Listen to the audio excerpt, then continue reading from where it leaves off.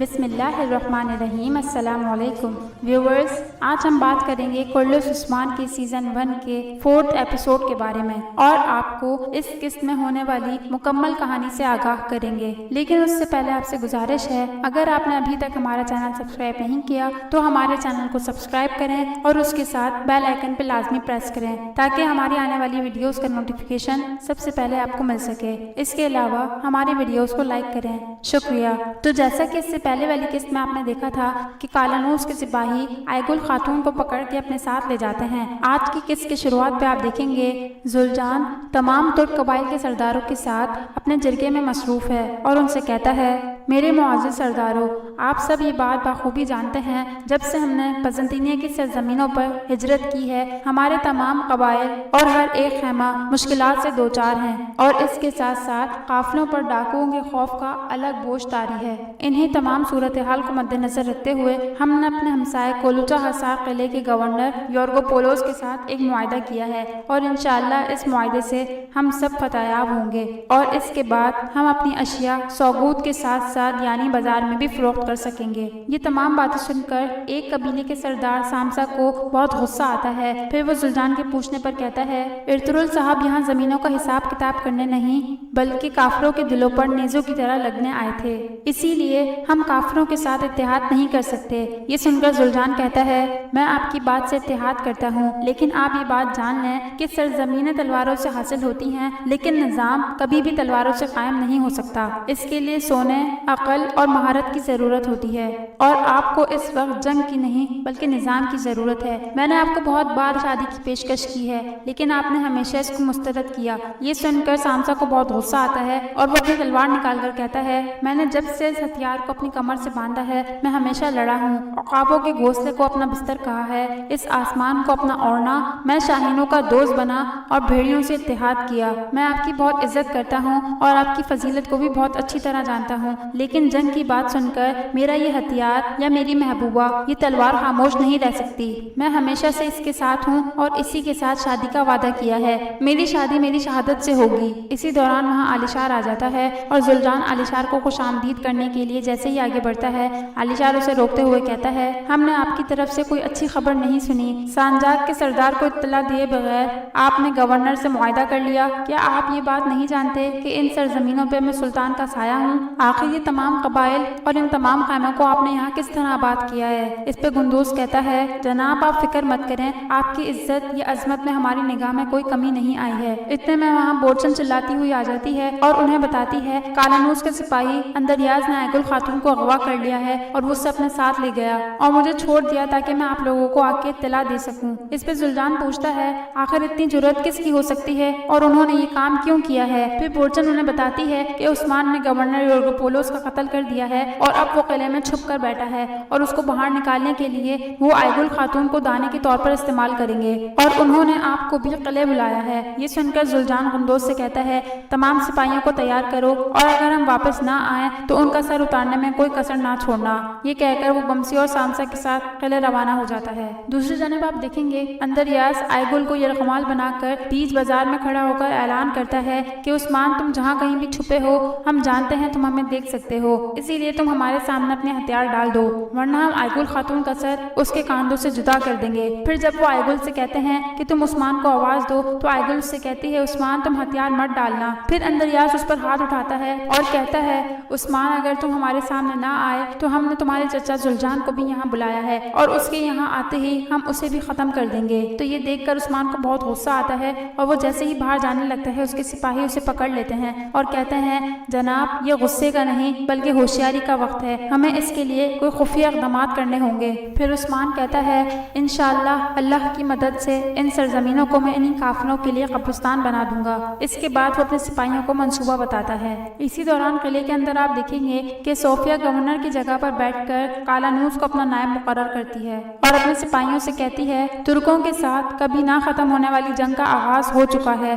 اپنے قلعے کے حفاظتی اقدامات کو بڑھا دو۔ جب تک میں ان ترکوں سے اپنے شوہر کا انتقام نہ لے لوں مجھ پر سانس لینا بھی حرام ہے۔ اتنے میں زلجان بمسی اور سامسا کے ساتھ اندر داخل ہوتا ہے اور کالانوس سے کہتا ہے تمہاری اس حرکت پہ تمہیں مجھ سے کون بچا سکتا ہے؟ کیا تمہاری یہ دیواریں یا تمہارے لوہے کے دروازے یا ان دروازوں کے پیچھے کھڑے سپاہی؟ یہ سن کر کالانوس کہتا ہے آپ مجھے میرے ہی قلعے میں کھڑے ہو کر دھمکی دے رہے ہیں؟ اس پہ زلجان کہتا ہے نہیں، میں تمہیں دھمکی نہیں دے رہا، کیونکہ دھمکی کمزور کی نشانی ہے۔ میں تمہیں صرف بتا رہا ہوں کہ اگر میری بیٹی کے ایک بال کو بھی تکلیف پہنچی تو میں اس قلعے کو آگ لگا دوں گا، اور جس وقت ہم معاہدہ کرنے آئے تھے اگر اس وقت عثمان ہمارے ساتھ نہ ہوتا تو تمہارے گورنر کا قتل اسی دن ہو چکا ہوتا۔ اس پہ صوفیہ کہتی ہے اگر عثمان بے قصور ہے تو اس سے کہو وہ ہمارے سامنے آ کر اپنی بے گناہی ثابت کرے۔ پھر اندریاس آئیگل کو لے کر اندر داخل ہوتا ہے اور صوفیہ اسے چھوڑنے کا حکم دیتی ہے۔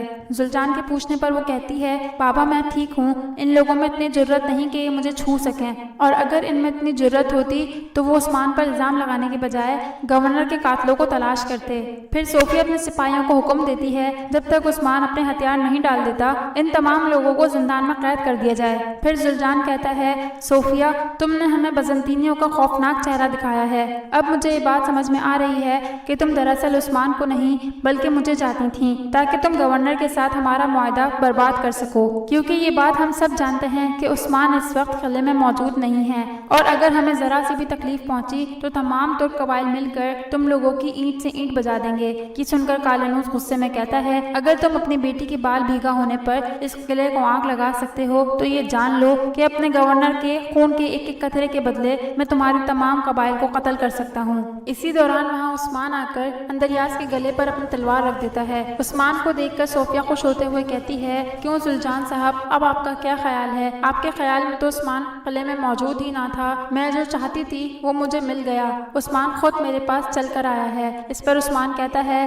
میں تمہارے پاس چل کر نہیں آیا بلکہ تمہاری موت تمہارے پاس چل کر آئی ہے، اب تم ان لوگوں کو جانے دو ورنہ میں تم سمیت تمہارے تمام سپاہیوں کو ختم کر دوں گا۔ اس پر صوفیہ کہتی ہے تم نے پہلے میرے شوہر کو مارا اور پھر میرے سپاہیوں کا قتل کیا، کیا ان سب چیزوں سے بھی تمہارا دل نہیں بھرا؟ اگر تم اسے چھوڑ دو تو میں اپنا وعدہ پورا کروں گی۔ یہ سن کر زلجان کہتا ہے میں اپنے بھتیجے عثمان کو لیے بغیر یہاں سے کہیں نہیں جاؤں گا۔ پھر صوفیہ کہتی ہے عثمان ایک منصفانہ عدالت میں زیر سماعت رہے گا جس میں آپ کے قاضی اور ترک قبائل کے سردار بھی شامل ہوں گے، ہم خون ریزی نہیں بلکہ حق اور انصاف چاہتے ہیں۔ پھر بمسی کہتا ہے ہمیں صوفیہ کی شرط منظور ہے، اگر ہم بھی اس جگہ ہوتے تو ہمارا بھی یہی فیصلہ ہوتا، میرا دل مطمئن ہے اور میں جانتا ہوں عثمان بے گناہ ہے۔ یہ سن کر پہلے تو وہ لوگ پریشان ہو جاتے ہیں لیکن پھر بمسی کی بات سے اتفاق کر لیتے ہیں۔ اس کے بعد آپ دیکھیں گے کہ ہیلن صوفیہ سے ملنے جاتی ہے اور اس کے ہاتھ میں اوزار دیکھ کر کہتی ہے آپ نے بالکل صحیح انتخاب کیا ہے، ہم اس کے ناخن اور دانت جڑ سے جدا کر اس کے منہ سے سچ نکلوائیں گے۔ اس پر صوفیہ کہتی ہے اگر عثمان ہماری مقدس امانتیں لینے میں کامیاب ہوا ہے تو یقیناً وہ ہمارے سب سے بڑے دشمن کے ساتھ کام کر رہا ہے، اور اس جیسا کوئی بھی آدمی کسی بھی قسم کے تشدد کے آگے اپنا منہ نہیں کھولے گا۔ پھر ہیلن کہتی ہے لیکن اگر عثمان عدالت میں پیش ہو گیا تو یقیناً گورنر کی موت مشکوک ہو جائے گی۔ اس پر صوفیہ اسے جواب دیتی ہے عثمان عدالت میں پیش ہونے سے پہلے ہی زندان سے فرار ہو جائے گا، میں جانتی ہوں کہ عثمان بہت ہوشیار ہے اور یقیناً ہتھیار ڈالنے سے پہلے اس نے اپنے لیے حفاظتی اقدامات اٹھائے ہوں گے، اور یقیناً ہماری مقدس امانتوں اور خزانے کو چرانا اس کے اکیلے کا کام نہیں بلکہ اس کے ساتھی بھی اس قلعے میں موجود ہیں، ہمیں اپنی امانتیں واپس لینے اور ان سب کو پکڑنے کے لیے بہت عقل مندانہ چال چلنی ہوگی۔ اب میرے سب سے قابل آدمی نیوکلیس کو میرے پاس بلاؤ اور اس کے آدمیوں کو احکامات جاری کرو۔ یہ سن کر ہیلن پریشان ہو کر کہتی ہے یہ بہت خطرناک چال ہے، اگر ایسا کرنے کے بعد بھی عثمان اور اس کے سپاہی مقدس امانتوں کو لے کے جانے میں کامیاب ہو گئے تو ہم کیا کریں گے؟ اس کے جواب میں صوفیہ کہتی ہے آقا یعنی اس کی سزا سہنے سے بہتر ہے کہ میں ایک خطرناک کھیل کھیل لوں۔ اس کے بعد قلعے کے کچن میں آپ دیکھیں گے کہ عثمان کے 2 سپاہی ڈرم لے کر کچن میں داخل ہوتے ہیں، اور جب وہ یہ دیکھتے ہیں کہ سپاہی عثمان کے لیے کھانا لے کر زندان جا رہے ہیں تو وہ اس کھانے کے اندر ایک چھوٹا سا ہتھیار ڈال دیتے ہیں۔ اس کے بعد قائد قبیلے میں آپ دیکھیں گے زہرا زلجان سے کہتی ہے حضور آپ اپنی جان کو خطرے میں ڈال دیتے لیکن عثمان کو وہاں اکیلا چھوڑ کر نہ آتے۔ اس پر زلجان کہتا ہے ایک عقاب کو پنجرے میں بند نہیں کیا جاتا، اور یہ بات ہم سب بہت اچھی طرح جانتے ہیں، کیوں بمسی صاحب؟ اس پہ بمسی مسکراتے ہوئے کہتا ہے صوفیہ کے کمرے میں جاتے وقت ایک سپاہی مجھ سے ٹکرایا تھا. اس نے میرے ہاتھ میں ایک کاغذ کا ٹکڑا تھمایا جس کے ذریعے میں سمجھ گیا کہ اس نے پہلے سے کوئی منصوبہ تیار کر رکھا ہے. اسی لیے ہم نے صوفیہ کے سامنے اس کی شرط کو قبول کیا. اسی دوران زلجان کا بیٹا بہت غصے میں خیمے میں داخل ہوتا ہے اور کہتا ہے اتنی ساری تکالیف کے بعد بھی کیا ہمیں عثمان کا شکر گزار ہونا چاہیے؟ اس نے نہ صرف اپنی بلکہ آپ کی، میری بہن کی، میرے بابا کی اور سامسا صاحب کی زندگی کو خطرے میں ڈالا. اگر عدالت میں اس کا جرم ثابت ہو گیا اور اس نے واقعی گورنر کا قتل کیا ہو تو ہم کیا کریں گے؟ کیا ہمیں عثمان سے اس کا بدلہ نہیں لینا چاہیے؟ کیونکہ اگر عثمان واقعی گورنر کے قتل میں ملوث ہوا تو سلجوق سلطنت ہم سے اس کا حساب لے گی. یہ سن کر آئیگل بہت غصے میں بدر سے کہتی ہے اس نے ہم سب کی جانوں کو خطرے میں ڈالنے کی بجائے ہم سب کی جانوں کی خاطر خود کو قربان کر دیا اور اپنی جان کو خطرے میں ڈال دیا. کیا تم نے قبیلے میں اس کے لیے کوئی جگہ چھوڑی ہے؟ یہ سن کر بدر غصے میں اس کی طرف بڑھتا ہے تو زلجان اسے روک دیتا ہے اور آئیگل وہاں سے چلی جاتی ہے. تو ناظرین، آج کی قصہ کا یہیں اختتام ہوتا ہے. امید کرتے ہیں آپ کو ہمارا ایپیسوڈ اچھا لگا ہوگا. تو ملتے ہیں آپ سے اپنی نیکسٹ ویڈیو میں. جب تک کے لیے اللہ حافظ.